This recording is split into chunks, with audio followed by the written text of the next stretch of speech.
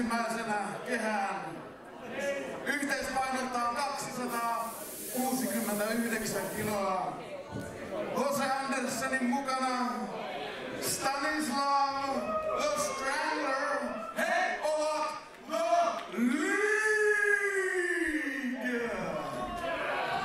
Tässä ennen tämän Omegan alkua Jose Andersen kävi meidän selostuspöydällä ja toi tänne ehkäisyvälineen, joka oli järkyttävä kokemus vai mitä? Kyllä, olen luultavasti loppuelämäni traumatisoitunut tästä, kun joudun semmosia värkkejä täällä lähestulkoon koskettelemaan. Tuo irtas mies myös istui minun syliini.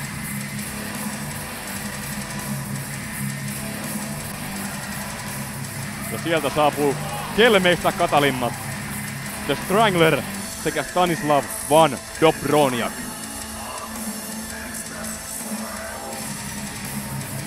Stanislav, liigan uusi ruotsalaisvahvistus. The Strangler ja Jose Andersen, toki tuttuja jo pitkältä ajalta. Haluaisitko sinne viettää perjantai-iltaa tämän poppuan kanssa? Mä luulen, että en usko, että meidän illanvietto makumme oikein kohtaavat. Mitä luulet, miten tämä kolmikko oikein viettää niitä iltoja? Jaa. Luultavasti, tai voisin veikata, että tuolta Stranglerin lääkelaukusta löytyy vähän kyllä kaikennäköisiä asioita, joilla ilta sujuu ratikkaasti. H.C. Andersen ainakin tarvitsisi terapeuttia. Ja mekin tarvitsemme tämän iltaisen ehkäisyvälineen episodin jälkeen. Josta puheen ollen tämä kyseinen väline on tällä hetkellä kehäkuluttaja Arbogin käsissä. Mihin se sieltä päätyy? Se lentää yleisön sekaan ja osuu katsojaa polveen.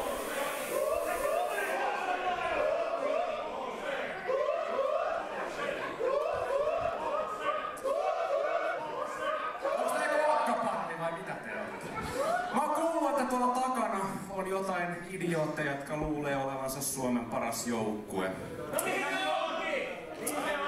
Tap. Kyllä me kaikki tiedetään, että Suomen paras on Euroopan tasolla about 19. Ja niinhän se menee, että vaikka olisi Suomen kovin joukkue, niin liigan edessä ne on vaan pikku lerppoja.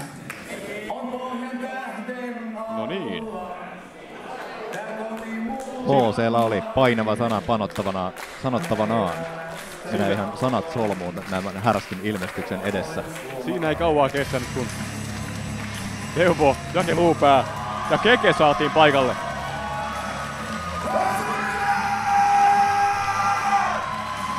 Ja siinä kastuu selostajakin, kun saa Teuvon kaljasuihkun otsaansa.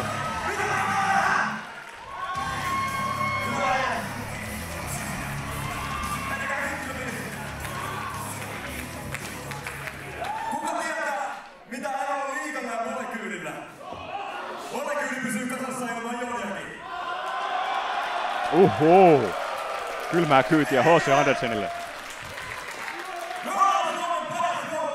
Mun nimi on Jake Luupää.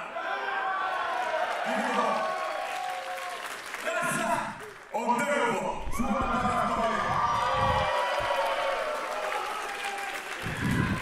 Joo, se mestari aivan oikein. Ja tässä on meidän uusi lapsemme.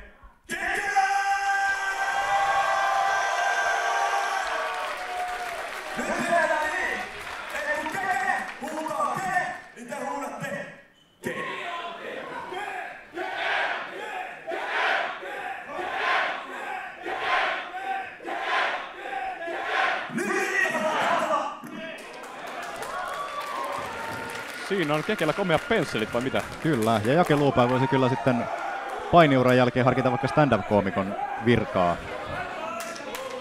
Oliko tämä lakki, mikä tänne lensi, niin H.C. Andersen vai kuristajamiehen? Sehän taitaa olla kyllä H.C.-lakki, joka tänne lennähti suoraan päin näköä. Ja tässä on nyt kyllä käynnissä aikamoinen mähinä. Mikä tästä ottelusta oikein seuraa? Täällä Omegassa on luvassa nyt ihan niin kuin brittiläinen koomikkoryhmä Monty Python aikanaan sanoi, niin luvassa jotain aivan muuta kuin Teuvo, Keke, Jake Luupää kohtaavat liigan, The Stranglerin, H.C. Andersenin ja Stanislavin. Ja kehäkello soi ja täytyy sanoa, että on kyllä kunnia selostaa tällaista ottelua. Otsassani haisee kalja, mikä tuli ulos Teuvon suusta. Kyllä siinä sisääntulossa otettiin ryppyä niin kovaa, että se meni pitkin poikin lattioita. Sulla pitää olla suu auki valmiina. Tiedätpähän sitten ensi kerralla varautua. Mitä luulet, miten paljon Teuvo on tähän otteluun tankannut tuota ohrapiirtelyä? En tiedä, varmasti kova kuntokuuri on ollut käynnissä Turun jokirannassa. Kelitkin on ollut hyvän puoleen semmoiseen ulkoharjoitteluun.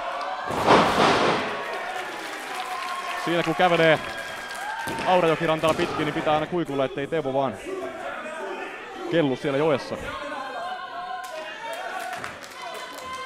Ja näin pääsee Jake Luupää vuoroon ja tönää saman tien Stranglerin matkoon, mutta sinne tulee Stanislav paikalle sormi ojossa, mutta kaikki saavat maistaa Jake Luupään iskuja, myös H.C. Andersen, tämän kamalan joukon johtaja. Jake Luupää on hillittömässä vireessä tämän ottelun alkuun. Tiedä, vaikka olisi nauttinut pari jekkubatteria, kun on noin jotenkin energinen. Tai kenties kiljua.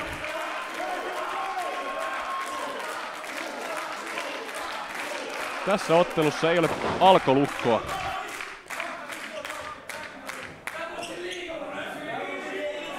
Liiga kasailee rivejään.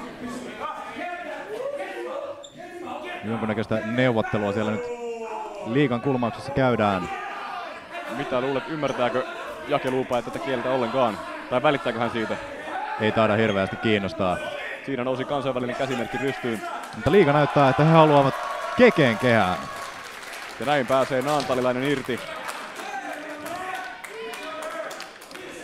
Aito oikea Naantali Maajussi vastaan Stanislav. Ja siinä mittaillaan vähän pensseleitä. Oi. Herran pieksut. Stanislav repäisee Keken viikset irti. Tuon täytyy sattua kyllä aivan järkyttävästi. Mutta Keke kestää sen. Oi, joka pommi! Floussarit paukkuu. Keke on nyt kilahtanut.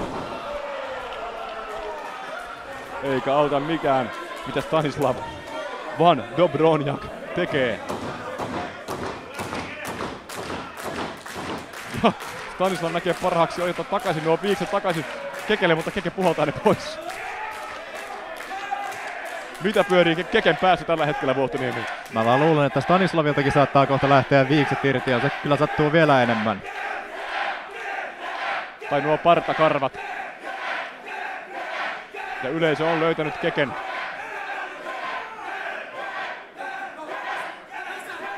Vaikka Strangler kuinka yrittää lopettaa tätä huutoa, niin ei auta. Ja H.C. Anderskin vähän pyörii sinne epätoivoisen oloisena. Miten tätä yleisöä oikein saa kuriin?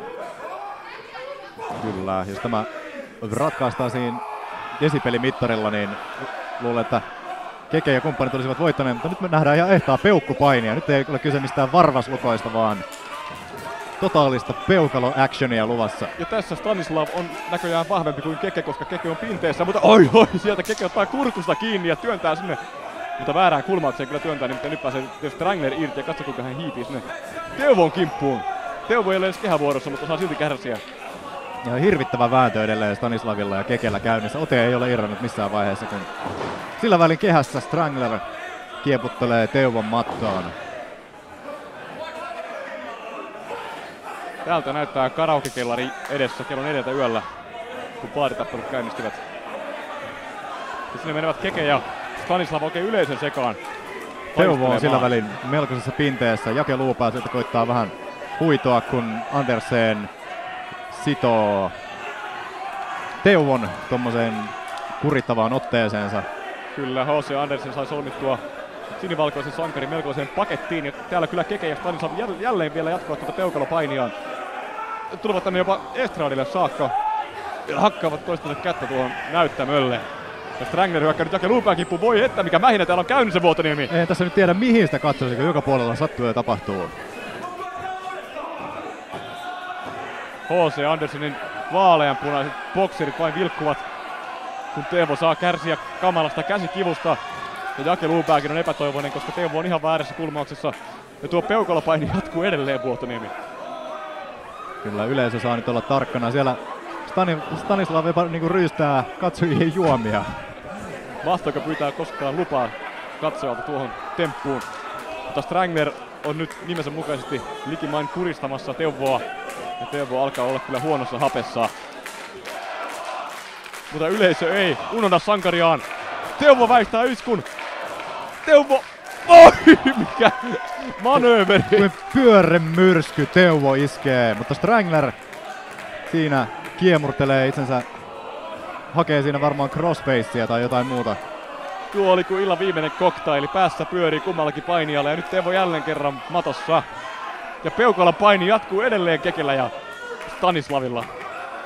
He ovat kuin liimattuna toisiinsa. Ja Teuvo nostaa olkapansa ylös. Strangler yrittää ropottaa tätä järkyttävää ottelua, mutta silti Teuvo nostaa ylös olkapäänsä. Siellä mennään liigan kulmaukseen ja näin saadaan H.C. Andersen, tuo limanuljaska itse saapuu kehään. Toivottavasti hänellä ei ole enää useampia ehkäisyvälineitä mukana. Ja tuosta sangen provokatiivisesta liikkeestä päätellen niitä saatetaan kyllä tarvita.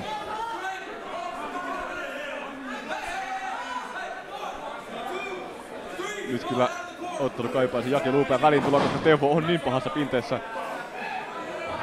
Jake Luupää on kuin karaoke-laulaja, joka odottaa malttamattomasti vuoroaan. On odottanut sitä jo tunnin verran ja jono on pitkä.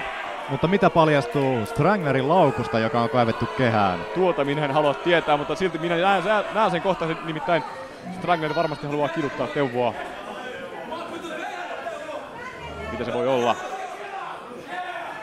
Pahaenteinen ele. Herran jumala, no banaani. Strangler on ottanut eväät mukaan.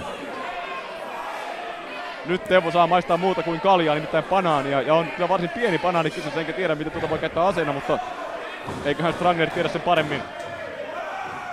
Oi! Oi.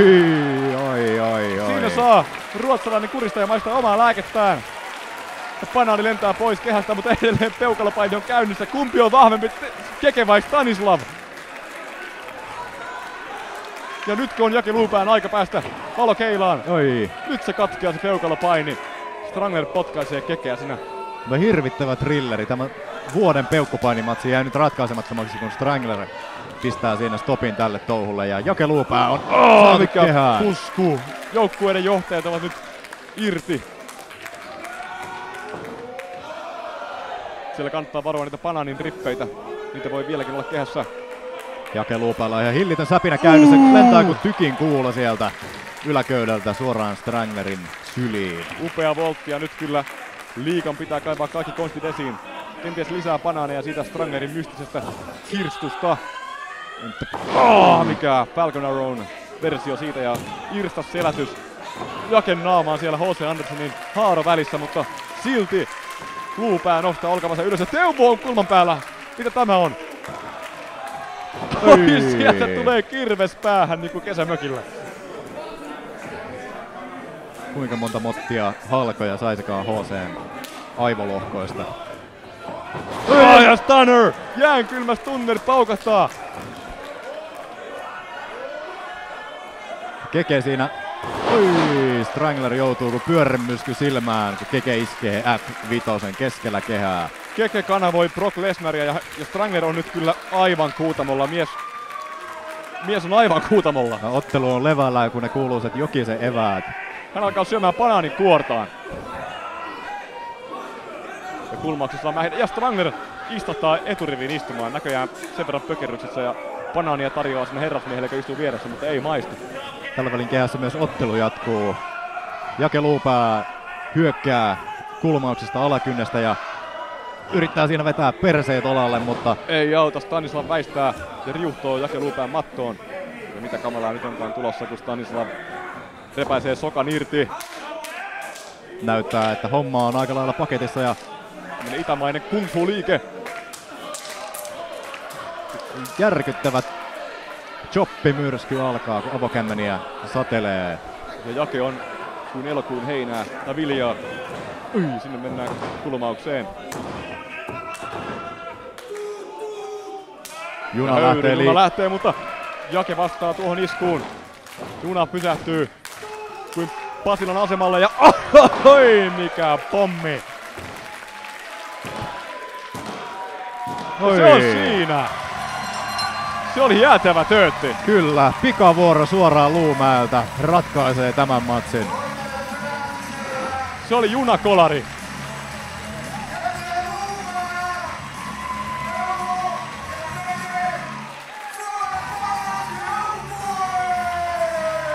Suomen paras joukkue poistuu Teatterifoorumista voittajina. H.C. Andersen sen sijaan poistuu täältä kontillaan.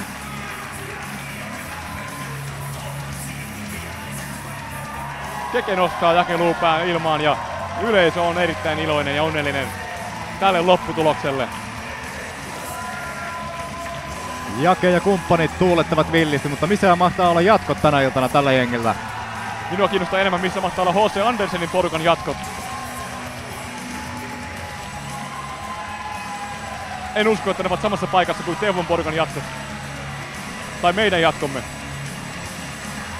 Tai mistä te koskaan tietää?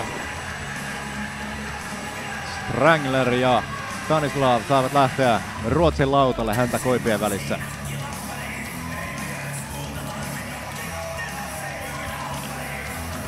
Tänä iltana varmasti tälle kolmikolle maistuu keppana, jos toinenkin.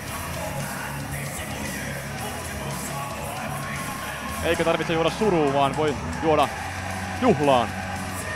Kyllä, voitomaljet ovat tälle triolle nyt kohdallaan. Kenties jotain arvokasta champagnea kolmikko maistelee, vai mitä luulet?